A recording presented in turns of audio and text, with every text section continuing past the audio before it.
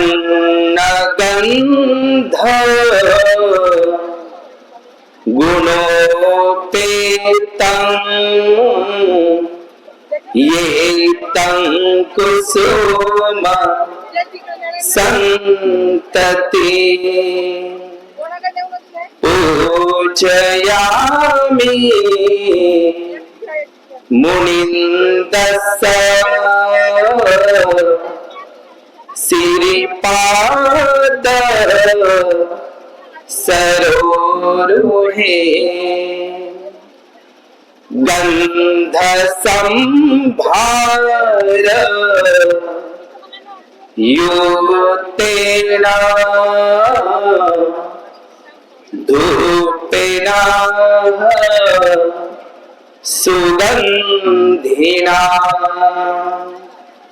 सुगंधिना गंधेन पूजयामि तथागत निपुता नुनं सो माता निपुता नुनं सो पिता निपुता इति सो पतिती. काही समजलं? समजलं का तुम्हाला? अरे समजलं का? तर याचा अर्थ इतका मस्त आहे, खूप छान अर्थ आहे. किसा गौतमीने बुद्धाप्रती केलेले गौरवाचे उद्गार खूप मस्त आहे. काय म्हणते ती किसा गौतमी? धन्य ती माता जिला सिद्धार्थ गौतम बुद्धासारखा पुत्र जन्मास आला. धन्य ते पिता ज्यांना सिद्धार्थ गौतम बुद्धासारखा राजरत्न पुत्ररत्न लाभला. आणि धन्य ती पत्नी जिला सिद्धार्थ गौतम बुद्धासारखा पती मिळाला. या किसा गौतमीच्या गौरवाच्या उद्गारानं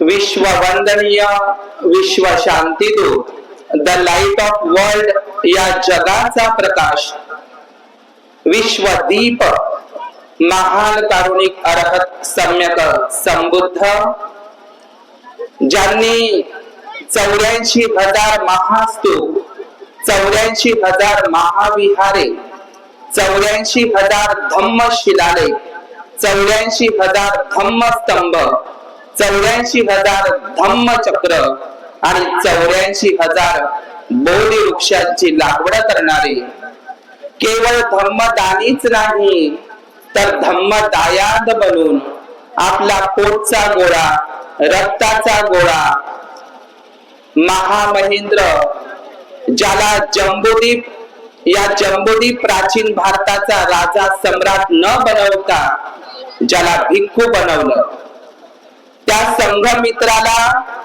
महाराणी न बनवता भिक्खुनी बनवलं. आणि या महामहेंद्र आणि संघमित्राला श्रीलंकेमध्ये पाठवून सोन्याचा भारत आणि सोन्याची लंका ही बुद्धमय धम्ममय लंका निर्माण करणारे महान असा राजा सम्राट अशोक मौर्य, दानशील सूर्य राजा सम्राट हर्षवर्धन, ज्यांनी जगामध्ये 84,000 बुद्ध मूर्त्या तयार करून बुद्धाची प्रथम मूर्ती तयार करणारा महान सम्राट कनिष्क. आणि या महान सम्राट कनिष्काच्या नंतर खऱ्या अर्थाने या महाराष्ट्रामध्ये महारठ्ठ ज्याला म्हटलं जातं, महारावरूनच महारठ्ठ हे नाव पडलेलं आहे असं गुलामगिरी या पुस्तकामध्ये राष्ट्रपिता ज्योतिराव फुले म्हणतात. या महारठ्ठ मध्ये या महाराष्ट्रामध्ये खऱ्या अर्थानं बौद्ध धर्माचा मोठ्या प्रमाणात आणि प्रचार प्रसार जर कोणी केला असेल ते सातवाहन सम्राटांनी वाकाटक सम्राटांनी. या ठिकाणी रक्ताचा एकही थेंब न सांडू देता जगातली अशी अद्वितीय धम्मक्रांती, ज्या धम्मक्रांतीमुळे आमच्या जगण्याला एक अर्थ प्राप्त झाला, मरण्यालाही एक अर्थ प्राप्त झाला. जे कुत्र्यासारखं जगणं आणि कुत्र्यासारखं मरणं आमच्या वाट्याला आलं होतं, या धम्मक्रांतीचाच परिणाम आहे की आज आम्ही सुंदर जीवन जगत आहोत. या धम्मक्रांतीचे प्रणेते बोधिसत्व विश्वरत्न, द सिम्बॉल ऑफ नॉलेज, जग बदलणारा बाप माणूस, बोधिसत्व महामानव डॉक्टर बाबासाहेब आंबेडकर. या बोधिसत्वाची सावली समर्पिता त्यागमूर्ती माता रमाई. मनोज राजा गोसावींचं असं वाक्य आहे की पुन्हा बाबासाहेब जन्माला यावा असं जर वाटत असेल तर घराघरामध्ये रमाई सारखी स्त्री जन्माला आली तरच बोधिसत्व बाबासाहेब जन्माला येऊ शकतो. आजची उच्च शिक्षित स्त्री बोधिसत्व या बाबासाहेबांसारखी जडणघडण रमाई सारखी कोणीही करू शकत नाही. या रमाईच्या त्यागाला, समर्पणाला मी वंदन करून आज या ठिकाणी बुद्धिस्ट समाज संघर्ष समिती तालुका लाखांदूर जिल्हा भंडारा अंतर्गत हे 4th वर्ष या कार्यक्रमाचं यशवंत उर्फ भैयासाहेब आंबेडकर यांच्या जयंती उत्सवाचं हे औचित्य म्हणून हा 12 डिसेंबरचा हा कार्यक्रम या ठिकाणी आदरणीय विनयाचार्यजी, या ठिकाणी लोंग टेम्पाजी, माझ्या बाजूला बसलेले शीलभद्र भंतेजी आणि महामोगलाईन माझी सहचारी भंते आर्या भद्रा कात्यायनी आणि आर्या सुजाता या भिक्खुनींप्रती मी मंगलाची कामना करतो. या ठिकाणी या कार्यक्रमाचे उद्घाटक आयु दिनेशजी वासने, अध्यक्ष डॉक्टर देवेश माननीय कांबळेजी आणि अनिल दहिवले, आयु परमानंदजी मेश्राम या कार्यक्रमाचे उपाध्यक्ष म्हणून आजच्या दिवसाचं औचित्य म्हणून आजच्याच दिवसाला यशवंत भैयासाहेब आंबेडकरांचा जन्म झाला. मी तो थोडा प्रसंग सांगेल. जे चैत्यभूमीचे शिल्पकार म्हणून ओळखल्या जातात, आजच्या दिवसाला यशवंत भैयासाहेबांचा जन्म झाला. बाबासाहेबांना 4 लेकरं झाली. त्यापैकी इंदू नावाची 1.5 वर्षाची मुलगी, राजरत्न, गंगाधर आणि रमेश, 4 लेकराचं मरण बाबासाहेबांनी बघितलं. मी ते बोलणार नाही, पण आजच्या दिवसाला रमाई आणि डॉक्टर बाबासाहेब आंबेडकरांमध्ये एक संवाद झाला. रामो, आपल्याला जे पहिलं बाळ जन्माला आले ना, तर याचं नाव काय ठेवायचं रामू? डॉक्टर बाबासाहेब आंबेडकर आणि रमाई मध्ये चर्चा रंगली. आजच्याच दिवसाला काय नाव ठेवायचं रामू? आता रमाई काय सांगणार? डॉक्टर बाबासाहेब आंबेडकर म्हणतात, रामू तुला आठवतं का ग, माझे गुरु राष्ट्रपिता ज्योतिराव फुले, त्यांनी स्वतःच, सावित्रीबाई फुले आणि राष्ट्रपिता ज्योतिराव फुले ज्यांनी स्वतःच मुलबाळ होऊ दिलं नाही, मयेमध्ये प्रेमामध्ये अंतर पडेल म्हणून, त्या काशीबाई नावाच्या ब्राह्मण स्त्रीवर ज्या ब्राह्मण पेशव्यांनी पुण्याच्या बलात्कार केला, ती गर्भवती होती. ती नदीवर आत्महत्या करायला निघाली. सावित्रीबाईनं तिला आणलं, ज्योतिबांनी घरी तिला आणलं. त्या काशीबाईला, तिला बाळ गोंडस जन्माला आला. स्वतः सावित्री आईनं बाळंतपण केलं आणि बाल हत्या प्रतिबंधक गृहामध्ये त्याला ठेवण्यात आलं आणि त्याचं नाव यशवंत ठेवण्यात आलं. पुढे जाऊन तो डॉक्टर यशवंत फुले बनतो. प्लेगग्रस्त रोगांची तो सेवा करता करता त्याचंही निधन होतं. तर या डॉक्टर यशवंत फुलेचं नाव, जे माझे गुरु आहे, तेच नाव आपण आपल्या पहिल्या बाळाला ठेवूया. आणि तेच नाव, यशवंत नाव तसं बुद्धिस्ट आहे. ज्यांनी बुद्ध आणि त्याचा धम्मग्रंथ वाचला असेल, वाराणसीचा यश, आणि ज्योतिबा फुलेंनी जो डॉक्टर यशवंत फुले, ज्योतिबांच्याच मुलांचं दत्तक मुलाचं नाव डॉक्टर बाबासाहेब आंबेडकरांनी आपल्या पहिल्या बाळाला आजच्याच दिवशी यशवंत हे बुद्धिस्ट नाव स्वीकारलं. या यशवंत ज्यांना सूर्यपुत्र म्हणून संबोधल्या जातं आणि खऱ्या अर्थाने चैत्यभूमीचे ते शिल्पकार आहेत. या ठिकाणी माझा हा भंडाऱ्यामध्ये प्रथमच कार्यक्रम आहे. पहिल्यांदाच मी या भंडाऱ्यामध्ये आलेलो आहो. या बुद्धिस्ट समाज संघर्ष समितीच्या अंतर्गत मला खूप आनंद होत आहे की या ठिकाणी आमच्या समता सैनिक दलांच्या आणि भारतीय बौद्ध महासभा ज्या आमच्या खऱ्या मातृ संघटना आहे, ज्या भारतीय बौद्ध महासभा आणि समता सैनिक दल या संघटनेच्या माध्यमातूनच बाबासाहेबांनी प्रबुद्ध भारताचं, बौद्धमय भारताचं स्वप्न बघितलेलं होतं. त्या संघटनेच्या लोकांना मी पुनश्च मंगलाची कामना करतो. या ठिकाणी या धम्म मंचावर जे पूजनीय भदंत विनाचार्यजी ज्यांच्या नेतृत्वामध्ये, मला एक गोष्ट सांगा बरं, बाबासाहेबांचं काम करायला कोण कोण तयार आहे? हात वर करा बरं. अरे मी काय म्हणत आहो, बाबासाहेबांचं काम करायला कोण कोण तयार आहे? मागचे नाही आहे का? आणि महाबोधी महाविहारासाठी मराले कोण तयार आहे? काय म्हणत आहो मी? महाबोधी महाविहारासाठी मराले कोण तयार आहे? मग 12 फेब्रुवारीला रामलीला मैदान दिल्लीला यायचं आहे. समजलं का? जेवढ्यांची हात वर्त झाली ना तेवढ्यांनी यायचं आहे. वादा तोडायचा नाही. इथे येत असताना मी तुम्हाला पवनीचा इतिहास सांगावा का? सांगायचा, ऐकायचा आहे? बरं, महाबोधी महाविहार सांगू का? तुम्हाला जे आवडत असेल तेच सांगतो माझ्या वेळेनुसार. मला माहित नाही चिठ्ठी पट्टी येते का माहित नाही मला, पण माझ्या कमी वेळामध्ये मी अधिकाधिक सांगण्याचा प्रयत्न करतो. मला खूप येते आणि मी खूप मोठा म्हणते जे असं अजिबात समजू नका. या भंडारा हे जिल्हा, मी कुठे बसून आहोत, तुम्ही कुठे बसून आहात हे पहिल्यांदा आपण जाणलं पाहिजे.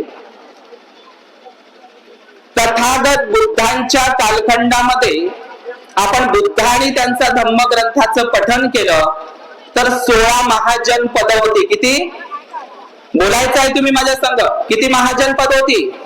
16 महाजन पद होती. त्याच्यापैकीच एक असिक किंवा अश्मक नावाचं जनपद, या असिक पालीमध्ये असिक म्हणतात आणि संस्कारित भाषेमध्ये त्याला अश्मक म्हणतात. या अश्मक जनपदामध्ये तुम्ही बसलेले आहात, मीही बसलेले आहो. समजलं? या असिक, या अश्मक जनपदामध्ये हे पवनी नावाचं प्राचीन बौद्ध विद्यापीठ, प्राचीन बौद्ध 84,000 स्तूपांपैकीचा एक महास्तूप. तुमच्या मागे थोडस गेलं तर दक्षिण कोशल भाग म्हणतात. असिक महाजनपद आणि दक्षिण कोसल महाजनपदाच्या सीमेवर असलेलं हे लाखांदूर आणि पवनी नावाचं प्राचीन बौद्ध विद्यापीठ. या परिसरामध्ये या असिक आणि या कोसल, दक्षिण कोसल या जनपदाच्या या सीमेवर स्वयं तथागत भगवान बुद्ध येऊन गेलेले आहे. तुम्ही बुद्ध आणि त्यांच्या धम्मग्रंथामध्ये वाचा, बाबासाहेबांच्या काय लिहिलेलं आहे तिथे की पंचशाल नावाचं एक गाव दक्षिण कोशल या प्रदेशामध्ये प्रसेनजीत राजांची सत्ता, या दक्षिण कोसल मध्ये पंचशाल नावाच्या गावामध्ये तथागत भगवान बुद्ध येऊन गेलेले आहे. या परिसरामध्ये तुम्ही ती घटना ऐकली असेल की तथागत भगवान बुद्ध आपल्या गावात येऊ नये, त्यांची धम्मदेसना ऐकू नये, त्यांच्या धम्मदेसनेला कोणी जाऊ नये म्हणून त्या नदीवरच्या सगळ्या नावा काढून घेतल्या जातात. तथागत बुद्ध यदा कदाचित जर गावात त्यांनी प्रवेश केला तर गावामध्ये त्यांना कोणी भिक्षा देऊ नये, गावामध्ये त्यांना कोणी पाणी देऊ नये, कोणी त्यांना वंदन करू नये. आणि यदा कदाचित जर तथागत बुद्धाने स्वयंस्फूर्तीने पाणी पिण्याचा प्रयत्न केला तर गावातल्या विहिरीमध्ये कचरा काढी टाकण्यात आला. ही घटना दक्षिण कोसल मध्ये आहे, याच परिसरामध्ये आहे. म्हणून हा भंडारा वैशालीला जेवढं महत्व आहे तेवढंच महत्व भंडाऱ्याला आहे. याचं नावच भंडारा आहे, धम्म ज्ञान का भंडारा. जिथं धम्म ज्ञानाचं भंडार आहे आणि ते भंडार म्हणजे पवनी नावाचं ठिकाण. लय भारी पवनी. बुद्धाच्या काळापासून या ठिकाणी भगवान बुद्धांचा दंत धातू, महान सम्राट अशोक, मौर्य असेल, शुंग असेल, सातवाहन असेल, क्षत्रप असेल, वाकाटक असेल, या सर्व बुद्धिस्ट राजांनी या भंडाऱ्याला अधिसत्ता केलेली आहे. भंडारा केवळ बौद्ध भिक्षूंचंच केंद्र नव्हतं प्रचार प्रसाराचं, ते भिक्षुणीचंही केंद्र होतं. पुष्पगुप्त, उत्तरगुप्त, यक्षदत्त नावाचे सर्व भिक्खू या पवनीला राहायचे. विश्वमित्रा नावाची भिक्खुणी, उसद मित्रा नावाची भिक्खुणी बौद्ध भिक्खूंच्या विद्यापीठांबरोबर बौद्ध भिक्खुणींचं विद्यापीठ म्हणजे पवनी. स्वतः या पवनीला तथागत भगवान बुद्ध, स्वतः या पवनीला महान सम्राट अशोक मौर्य, स्वतः या पवनीला संघमित्रा महामहेंद्र, सम्राट अशोकांचे गुरु मोग्गलीपुत्र तिस्स, अरहंत महादेव स्थवीर, हे सर्व लोक पवनीला आलेले आहे. लक्षात ठेवायचं आहे. दुसरी गोष्ट, 5व्या शताब्दीमध्ये आलेला युआन शाह फाहियान, हा फाहियान नावाचा चिनी बौद्ध भिक्खू आपल्या पवनीला आलेला आहे. 7व्या शताब्दी मधला युआन शाह हा चिनी प्रवासी बौद्ध भिक्खू पवनीला आलेला आहे.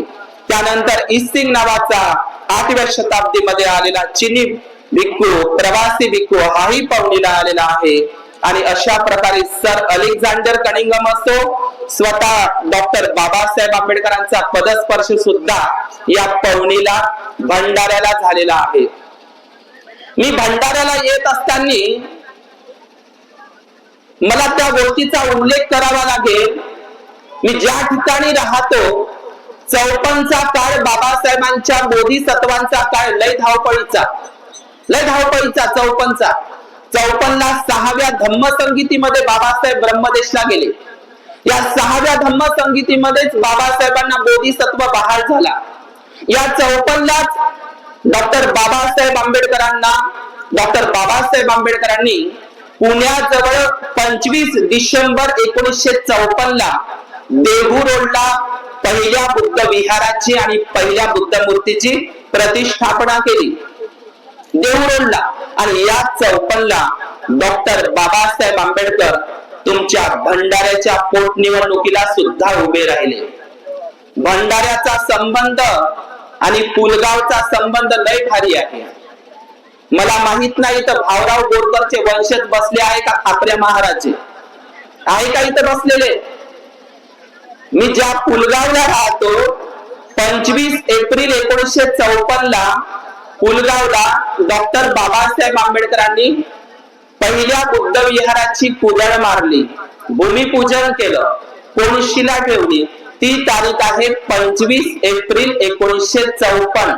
धम्म दीक्षेच्या आधी, देहू रोडच्या मूर्ती प्रतिष्ठापनाच्याही आधी बाबासाहेबांनी पहिल्या बुद्ध विहाराची कोनशिला पुलगावला ठेवली.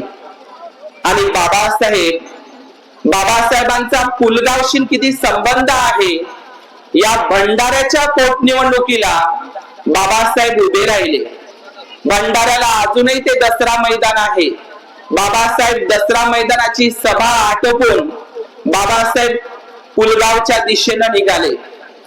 माईसाहेब आंबेडकर होत्या, दादासाहेब गायकवाड होते, गुजरातचे परमार होते, पुण्याचे राजभोज होते. हे सहकारी घेऊन डॉक्टर बाबासाहेब पुलगावला आले. निवडणूक तर आहे लोकसभेची भंडाऱ्याला, पण बाबासाहेबांना काही पुलगावचे शेड्युल्ड कास्ट फेडरेशन आणि समता सैनिक दल, जसे माझ्या समोर बसलेले आहे ना, त्यावेळी समता सैनिक दलांचे निष्ठावान कार्यकर्ते आणि शेड्युल्ड कास्ट फेडरेशन मध्ये स्वतंत्र मजूर पक्षांच्या कार्यकर्त्यांनी बाबासाहेबांना पुलगावला आमंत्रित केलं, पण ते भंडाऱ्यावरून. बाबासाहेब पुलगावला आले, बाबासाहेबांची गाडी दिसत नव्हती. बाबासाहेब सरळ सरळ त्या पुलगावला स्टेजवरच दिसले.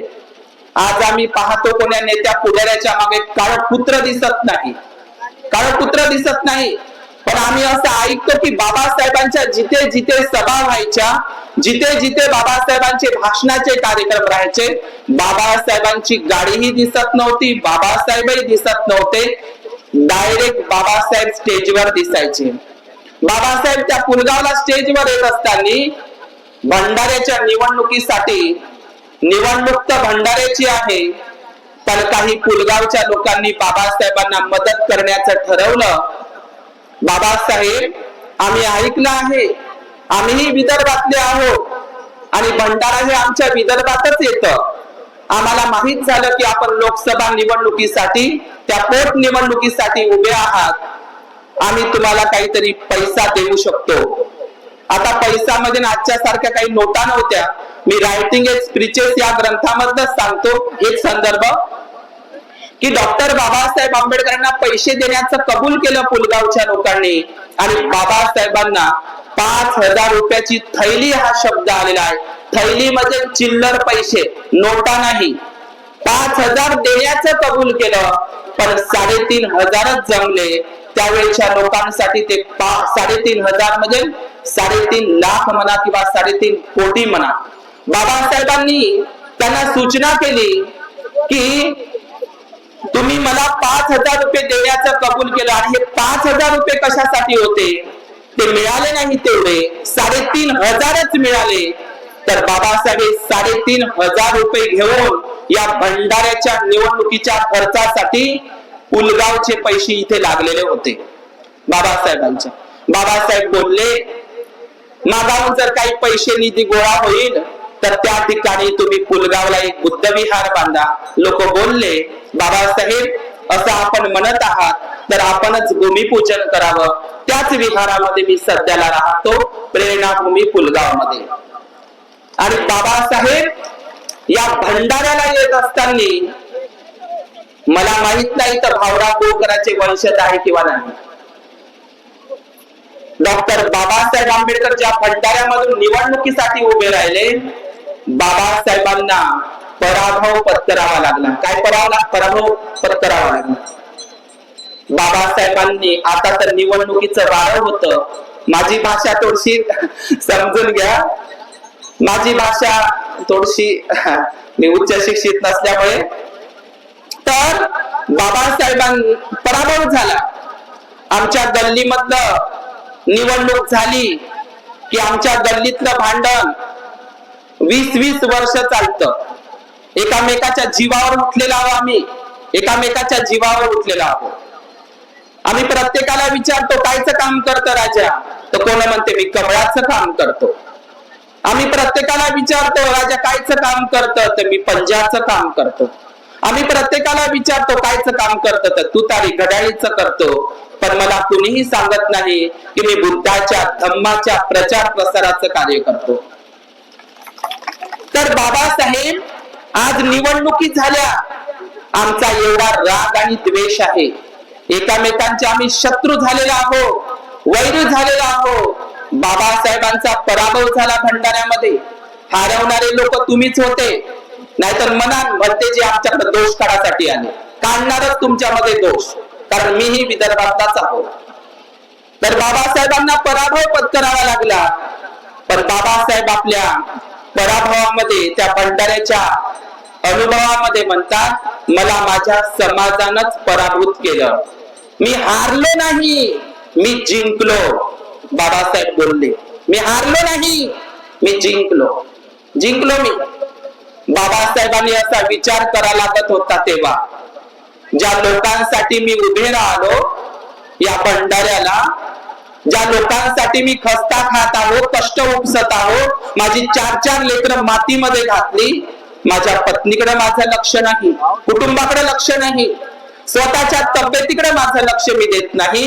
ज्या लोकांसाठी मी उभे राहण्याचा प्रयत्न केला, माझा नवा समाज उभा राहिला पाहिजे, त्या लोकांनी मला पराभव केला. बाबासाहेबांनी बदला घ्यायला लागत होता तुमचा बदला. म्हणून तर बाबासाहेब एका ठिकाणी असं म्हणतात अरे शेणातल्या किड्यासारखं जगणं सोडून द्या. शेणातल्या किड्यासारखं माहित आहे ना शेणातला किडा? शेणातच जन्म घेतो, शेणातच जगतो आणि शेणातच मरतो. अशा शेणातल्या किड्यासारखा जन्म घेण्यापेक्षा आईच्या पोटातच मेलेले बरे. बाबासाहेबांचे वाक्य आहे. टोचून बोला म्हणते बाबासाहेब एका ठिकाणी, टोचून. पण कोणाला? जे बाबासाहेबांच्या उपकारांना विसरलेले आहे, जे बाबासाहेबांच्या कर्तव्याला जबाबदारीला विसरलेले आहे, जे लोक फक्त आपलं घर बरण दार बरण घर बरण दार बरण या संदर्भात विचार आताच महामोगलाइन भरतेजीने म्हटलेलं आहे. जिनको आगे बढ़ने का मौका दिया इन पढ़े लिखे लोगों ने मुझे धोखा दिया. आग्र्याचं भाषण आहे बाबासाहेबांचं. बाबासाहेबांनी नाही घेतला बदला, घ्या लागत होता. बाबासाहेबांनी बदला घेतला नाही. मी पराभूत झालो तरी मी मात्र जिंकलो. आज मात्र आमच्या समाजातले स्वतःला तथाकथित पुढारी म्हणतात. आज मात्र आपण बदल्याचं राजकारण करत आहोत. 20 वर्ष आमचं वैरत्व चालते गल्लीतल्या निवडणुकीसाठी. बाबासाहेबांना पराभव जरी पत्करावा लागला तरी बाबासाहेबांनी बदला घेतला नाही. ज्या समाजासाठी मी उभं राहिलो त्या समाजाने मला पराभूत केलं. कारण बाबासाहेबांचं मन म्हणजे बोधिसत्वाचं मन. बाबासाहेब ते मनात आणू शकत नाही. म्हणून या भंडाऱ्याचं एक वैभव आहे. बाबासाहेबांच्या पदस्पर्शाने पावन झालेली ही भंडारा नगरी आहे.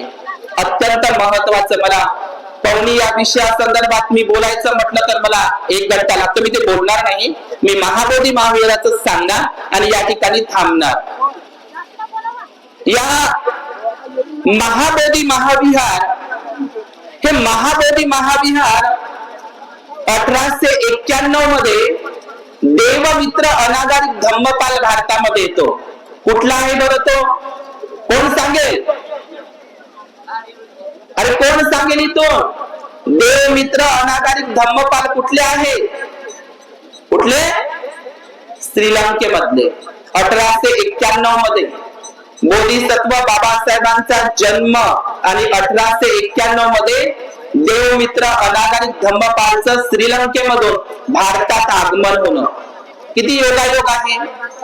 त्यानंतर जपानचा एक भिक्खू सुरई आर्य नागार्जुन सुरई ससाई हा एक जपानी भिक्खू, हा एक श्रीलंकन भिक्खू बाहेर देशातून भारतामध्ये येतो आणि महाबोधी महावीराचा लढा उभा करतो. त्यानंतर खऱ्या अर्थानं एक प्रभावी नेतृत्व म्हणून, एक कुशल नेतृत्व म्हणून, एक कुशल संघटक म्हणून आणि एक व्यवस्थापक म्हणून अनागारिक धम्मपालच्या नंतर आणि या सुरई ससाई भंतेजींच्या नंतर एक प्रभावी नेतृत्व म्हणून आम्ही सर्वजण विनयाचार्य भंतेजींना बघत आहोत. या 12 डिसेंबरला या कार्यक्रमाच्या निमित्तानं मग मी सांगू इच्छितो की हे महाबोधी महावीराचा प्रसंग घेण्याच्या अगोदर मी जातीचा विनाश या ग्रंथाचा थोडा संदर्भ घेतो. नाही किचकट ग्रंथ आहे पण समजणार नाही तुम्हाला, पण समजणारही. डॉक्टर बाबासाहेब आंबेडकर त्या जातीचा विनाश या ग्रंथामध्ये असा उल्लेख करतात की एखाद्या ख्रिश्चन व्यक्तीला समोर उभं करा, एखाद्या ख्रिश्चन व्यक्तीला समोर उभं करा. काय रे दादा तू ख्रिश्चन कसा? काय सबूत आहे तुझ्याकडं? काय प्रमाण आहे? तू ख्रिश्चन कसा? तर तो ख्रिश्चन बाबासाहेबांचं वाक्य आहे की त्या ख्रिश्चन व्यक्तीला समोर उभं करा की तू ख्रिश्चन कसा? तर त्या ख्रिश्चन व्यक्तीचे उदाहरण असेल की मी दररोज त्या गिरजाघर मध्ये चर्च मध्ये जातो, रविवारला सुद्धा न चुकता मी चर्च मध्ये जातो म्हणून मी ख्रिश्चन. बराबर उत्तर आहे का नाही त्याचं? मला सांगा तू ख्रिश्चन कसा? एखाद्या व्यक्तीला जर विचारलं तर तो सांगेल की मी दररोज चर्च मध्ये जातो, दर रविवारी न चुकता मी चर्च मध्ये जातो म्हणून मी ख्रिश्चन. बराबर उत्तर आहे का त्याचं? सही आहे का उत्तर? बराबर उत्तर आहे. त्याला आणखी विचारा की तू ख्रिश्चन कसा रे दादा? तर मी त्या पवित्र बायबलवर विश्वास ठेवतो. पवित्र बायबलच्या प्रत्येक शब्दांवर माझा विश्वास आहे, म्हणून मी ख्रिश्चन आहो. बराबर आहे काय त्याचं उत्तर? बराबर आहे ना? आणखी दादा सांग तुझं काय प्रमाण आहे त्या ख्रिश्चन असल्याचं? तर तो ख्रिश्चन बांधव उत्तर देईल की मी फक्त येशू ख्रिस्ताला, त्या जीजसलाच मानतो. येशू ख्रिस्ताशिवाय अन्य कुणालाही मानत नाही. हे त्याचे 3 उत्तर असेल आणि हे 3ही उत्तर त्याची बराबर आहे, बिनचूक आहे. लक्षात घ्या. डॉक्टर बाबासाहेब आंबेडकर पुन्हा असं म्हणतात त्या जातीचा विनाश का? हो हो ठीक ना. बघा मला चिठ्ठी आली. तर डॉक्टर बाबासाहेब आंबेडकर पुन्हा असं उदाहरण देतात की एका मुस्लिम बांधवाला उभं करा, मुस्लिम बांधवाला की तू मुस्लिम कसा? तर त्याची ही उत्तर सही असेल की मी दररोज त्या मस्जिद मध्ये 5 वेळा नमाज अदा करतो. मी त्या पवित्र कुराण बायबल, त्या कुराण ग्रंथावर माझा परिपूर्ण विश्वास आहे. माझा तो अल्लाह, माझा मोहम्मद पैगंबर यालाच मी सर्वश्रेष्ठ मानतो, प्रेषित मानतो. त्याचीही उत्तर बराबर असेल. ख्रिश्चन माणसाचीही, त्या ख्रिश्चन बांधवाची, त्या मुस्लिम बांधवाची ही उत्तर सही असेल. पण हाच प्रश्न म्हणतात बाबासाहेब, भारतातल्या हिंदूला विचारा. मी हिंदूच म्हणणार नाही, पण हाच प्रश्न आज 69 वर्ष झाली धम्मक्रांतीला, बौद्ध धम्माची दीक्षा घेऊन 22 प्रतिज्ञा देऊन, हाच प्रश्न आज जर बौद्ध समाजातल्या व्यक्तीला विचारला की बाबू तू बौद्ध कसा, तर त्याच्याकडे अजिबात उत्तर नाही आहे. त्याचं अजिबात उत्तर नाही. आमचा बौद्ध माणूस त्या गिरजच्या दर्ग्यालाही जातो. आमचा बौद्ध माणूस नागपूरचा त्या ताजुद्दीन बाबाकडे जातो. आमचा बौद्ध माणूस त्या उघड्या नागड्या वित्तू बाबाकडे जातो. आणि आमचा अमरावतीचा तो गुला बाबाकडे जातो. काय बाबासाहेबांच्या 22 प्रतिज्ञा आपण फॉलो करत आहोत? मला असं ऐकण्यात आलं की बाबासाहेबांना या भंडाऱ्यामधून पराभव करत असताना सर्वात जास्त धम्मदीक्षा घेणारे लोक मात्र भंडाऱ्यातलेच. या भंडाऱ्यामधूनच सर्वाधिक धम्मदीक्षेनंतर भिक्खू निर्माण झाले. सदानंद भंतेंचं नाव माहित आहे आपल्याला सर्वांना. खूप मोठा त्यांचा संघर्ष आहे, त्याग आहे केळझरसाठी. मी जाता जाता 5 मिनिटं म्हणून असं बोलतो आणि या ठिकाणी थांबतो. नारद पुराणामध्ये एक गोष्ट आहे. नारद पुराणामध्ये कोणती गोष्ट? जंगलामध्ये जर एखादा व्यक्ती धावत असेल, बुद्धाची कशी बदनामी केलेली आहे, तशी बदनामी केलेली आहे, तशी विटंबना केलेली आहे, त्या नारद पुराणामध्ये आणि त्या गरुड पुराणामध्ये अशी बदनामी केलेली आहे की एखादा व्यक्ती जर जंगलात चालत असेल आणि त्या जंगलात एकट्याच चालत असणाऱ्या त्या व्यक्तीच्या मागे जर पिसाळलेला हत्ती माग लागला असेल, समजलं तुम्हाला काय लिहून आहे? जर जंगलामध्ये त्या व्यक्तीच्या मागे पिसाळलेला हत्ती माग लागला असेल आणि तो व्यक्ती पुढे पुढे पळत आहे आणि तो हत्ती त्याच्या मागे मागे पळत आहे, कायच्यासाठी?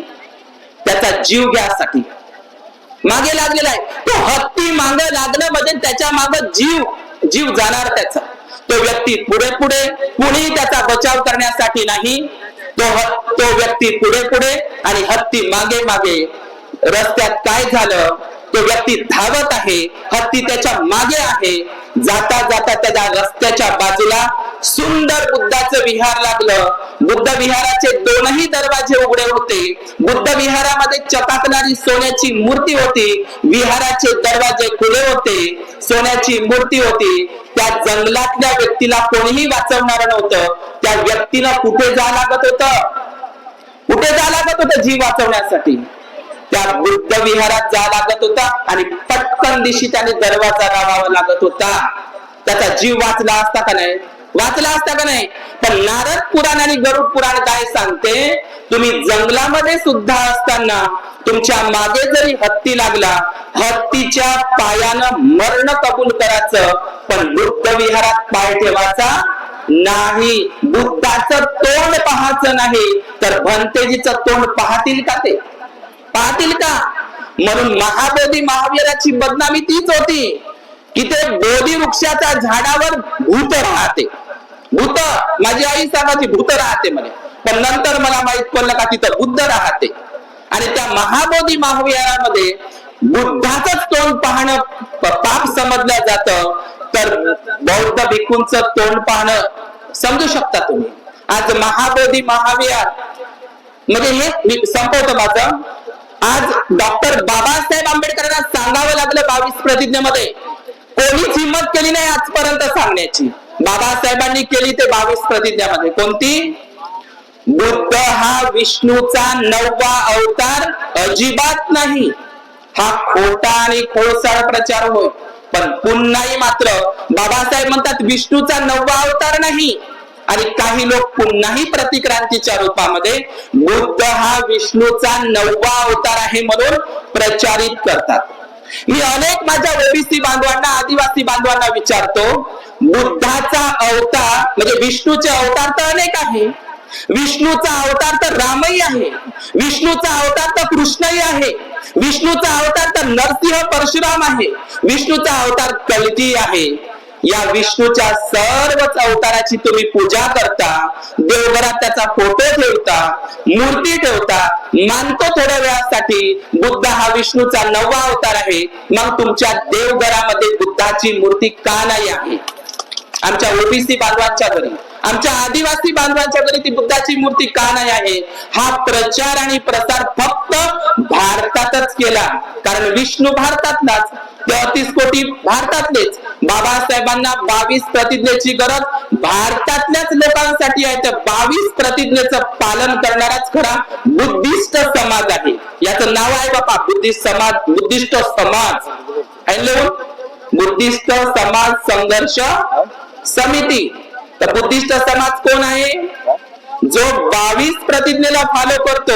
एका प्रतिज्ञेचं, काही लोक एवढी 22 प्रतिज्ञा कुठे राहिल्या का? अरे 22 प्रतिज्ञेमध्ये पंचशील आहे, 22 प्रतिज्ञेमध्ये अष्टांग मार्ग आहे, 22 प्रतिज्ञेमध्ये 10 पारामिता आहे, 22 प्रतिज्ञेमध्ये मानवी मूल्य आहे.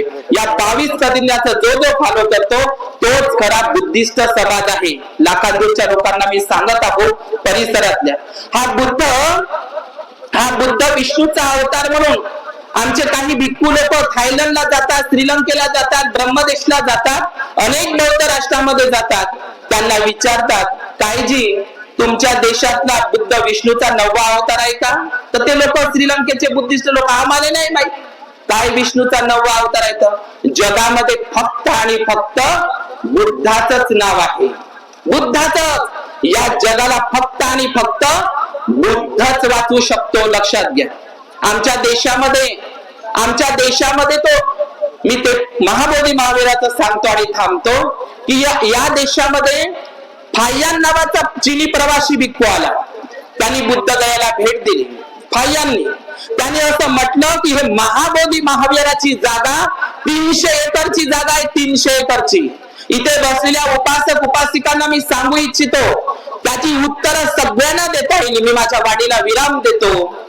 मला सांगा बरं, ज्यावेळी बोधिसत्व सिद्धार्थ गौतमांनी निरंजना नदीच्या काठी त्या पिंपळ वृक्षाखाली जेव्हा त्यांनी वज्रासन मांडलं, 40 दिवसाचा सम्यक संकल्प केला, मला सांगा, ज्यावेळी सिद्धार्थ गौतम सम्यक संबोधी करता त्या झाडाखाली बसले, तेव्हा ते आजच्या सारखं बोधगया शहर होतं का जंगल होतं?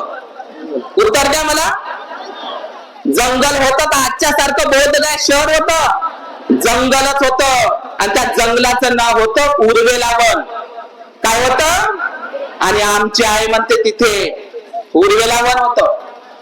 तिथं 300 एकरची जागा आहे. ती 300 अख्खं बोधगया शहर हे बुद्धिस्ट. तिथं 200 फुटाचा स्तूप होता, 200 फुटाचा हत्तीस्तंभ होता, हिऱ्याचं राजसिंहासन होतं, सम्राट अशोकांचं तिथं राजमहाल होता. 300 एकरची जागा आहे. त्या ठिकाणी जगन्नाथ मंदिर उभं केलं, त्या ठिकाणी शंकराचार्याचं मठ उभं केलं, आणि बोधगयातली सर्वात मोठी मस्जिद बुद्धगयापाशीच आहे, त्या महाबोधी महावीरापाशी. बोधगयाचं सगळ्यात मोठी ते कबरी स्थान महाबोधी महावीरापाशी आहे. आज महाबोधी महावीरा तुम्ही जात असताना कुठल्याच ब्राह्मणांपासून काहीही खरेदी करायचं नाही. माझा प्रश्न तोच आहे, मी तो सांगतो की हा चीनी प्रवासी फाययान युआनशांग इत्सिंग असं म्हणतो, जेव्हा आम्ही बुद्धगयाला भेट दिली तेव्हा आम्हाला तिथं काहीही दिसलं नाही. आम्हाला भारत हा स्वर्गासारखा वाटला. कोण म्हणत आहे असं? चीनी प्रवासी. मी जाता जाता म्हणून तेच बोलतो की तुमचा प्रश्न हाच आहे ना, इथं बसलेल्या उपासक उपासिकांचा हाच प्रश्न आहे. विनयाचार्य भंतेजींचाही तोच प्रश्न आहे. कोणता? महाबोधी महाविहार बोधगयाला जगातले ख्रिश्चन लोक येतात, यावं, चांगली गोष्ट आहे, चांगली गोष्ट आहे. ख्रिश्चन लोकांनी यावं, त्यांनी बुद्धाचं दर्शन करावं आणि निघून जावं. त्या ठिकाणी मुस्लिम बांधव येतात जगातले, त्यांनी यावं, त्या महाबोधी महाविहारामध्ये बुद्धाला वंदन करावं. नाही करता येत असं नाही करावं. या महाबोधी महाविहारामध्ये शीख बांधव येतात आमचे जगभरातले, त्यांनी यावं. या महाबोधी महाविहार बोधगयाच्या तिथं आमच्या हिंदू ब्राह्मण बांधवांनी यावं. बुद्ध सर्वांचाच आहे, पण त्या ठिकाणी मात्र कर्मकांड करू नये, त्या ठिकाणी मात्र पिंडदान करू नये, त्या ठिकाणी मात्र मंत्र करू नये. बुद्ध सर्वांचाच आहे. आणि राजा अरे म्हणून ते एक वाक्य आहे, जंगल में बंदर दृष्ट प्राणी है, पक्षियों में कौवा दृष्ट प्राणी है और घर में चूहा दृष्ट प्राणी है, ऐसे मनुष्य में ब्राह्मण दृष्ट प्राणी है. ब्राह्मण दृष्ट प्राणी है. त्या महाबोधी महावीरात राजा तूही ये, ब्राह्मण बाबा तूही ये, पण तिथं पिंडदान नको करू. तुमचा प्रश्न हाच आहे. मी जाता संपवतो माझ्या वाणीला. आमच्या महाबोधी महाविहारामध्ये त्या ब्राह्मणानं यावं, पण तिथं मंत्र करू नये, पिंडदान करू नये, कर्मकांड करू नये. त्यानं नाही येत असेल तुला पंचसिद्ध, तेही म्हणू नको. बुद्धाचं मुख दर्शन घे आणि निघून जा, निघून जा. पण प्रश्न हा निर्माण होतो की त्या महाबोधी महाविहाराला अलेक्झांडर कनिंघमनं जसं जगासमोर आणलं, अनागरिक धम्मपालनी जसं जगासमोर आणलं, त्यावेळी मात्र एकही ब्राह्मण तिथं नव्हता, एकही ब्राह्मण नव्हता. दुसरी गोष्ट, त्या महाबोधी महाविहारामध्ये तुमचा प्रश्न हाच आहे ना, आमच्या महाबोधी महाविहारामधली तिथल्याच बुद्धाच्या 5 मूर्त्या उचलल्या आणि त्याला 5 पांडव बनवलं. बरोबर ना? बरोबर आहे ना? तिथल्याच बुद्धाच्या 5 मूर्त्या घेऊन त्याला 5 पांडव बनवलं. दुसरी गोष्ट, त्या ठिकाणी विष्णूची मूर्ती बसवली. कुठं? महाबोधी महाविहारात. बुद्धाच्या मूर्तीच्या बाजूलाच विष्णूची मूर्ती आहे, त्या झाडाखाली. बुद्धाच्याच बाजूला गणपती आहे, बुद्धाच्याच बाजूला 5 पांडव आहे, बुद्धाच्याच बाजूला अन्नपूर्णा देवी आहे. आताच अलीकडे तिथं रामाची मूर्ती बसवली. या काय करा, काय करा? प्रश्न हा निर्माण होतो की महाबोधी महाविहारातील त्या बुद्धगयेच्या त्या विहारामध्ये तुम्हाला रामाची मूर्ती चालत नाही, तिथं विष्णूची मूर्ती चालत नाही, गणपतीची मूर्ती चालत नाही, त्या 5 पांडवाची मूर्ती चालत नाही, त्या अन्नपूर्णेची मूर्ती चालत नाही. आणि तुमच्या घरातल्या बुद्धापाशी ते केव्हा हटवान, केव्हा हटवान. तुम्ही तुमच्या घरातल्या बुद्धापाशी, ते गाणं आहे ना बापा, साऱ्या जगामध्ये कुठं बी जाय माझ्या भीमाचा दरारा आहे, याच्या घरामध्ये कुठं बी पाय, याच्या घरामध्ये कुठं बी पाय, बुद्धाच्या बाजूला वित्तू बाबा हाय, याच्या घरामध्ये कुठं बी पाय, बुद्धाच्या बाजूला गिरडवाला हाय, याच्या घरामध्ये कुठं बी पाय, बुद्धाच्या बाजूला देवघर आहे. तुम्ही जेव्हा घरातले बुद्धाच्या बाजूचे जेव्हा तुम्ही हे 33 कोटी काढाल ना, हे महामोगलायन बद्दल सांगितले, तेव्हाच तुम्ही ते आंदोलन सक्सेस करू शकता. घरातूनही काढा आणि डोक्यातूनही काढा. बाबासाहेबांचं वाक्यच आहे ते मुंबईतलं, घरात खंडोबा आणि बाहेर बुद्ध चालणार नाही, केवळ बुद्ध धम्मच पाळा, इतर काही नाही. बौद्ध धम्माने जगाचं कल्याण होतं, बौद्ध धम्मच या जगाला तारू शकतो. हा प्रचंड बुद्ध धम्म बाबासाहेबांनी आपल्याला दिलेला आहे. या 22 प्रतिज्ञेचं खूप पालन करा, एवढंच मी आजच्या अनुषंगाने या ठिकाणी सांगतो. सर्वांचं खूप मंगल हो, खूप कल्याण हो. भवतु सब मंगल, भवतु सब मंगल, भवतु सब मंगल.